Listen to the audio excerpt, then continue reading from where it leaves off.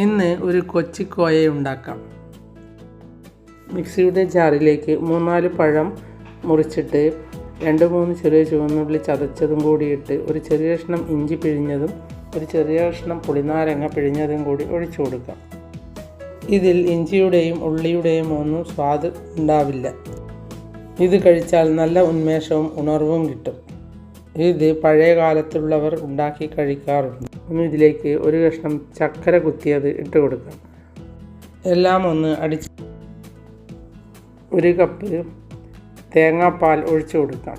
ഇനി ഇതിലേക്ക് 1 കപ്പ് പശുവിൻ പാലും കൂടി ഒഴിച്ചു കൊടുക്കാം. ഇത് അടിച്ചെടുത്ത ശേഷം ഗ്ലാസ്സിലേക്ക് ഒഴിച്ചു കൊടുത്ത് അതിലേക്ക് കുറച്ച് അവിലിട്ട് കൊടുക്കാം. ഒന്ന് ഇളക്കിയ ശേഷം അതിന് മുകളിൽ കുറച്ച് കൂടി അവിലിട്ട് കൊടുത്ത് ബദാം വെച്ച് ഗാർണിഷ് ചെയ്യാം. എൻ്റെ വീഡിയോ ഇഷ്ടപ്പെട്ടുവെങ്കിൽ ലൈക്ക് ചെയ്യാനും സബ്സ്ക്രൈബ് ചെയ്യാനും മറക്കരുത്.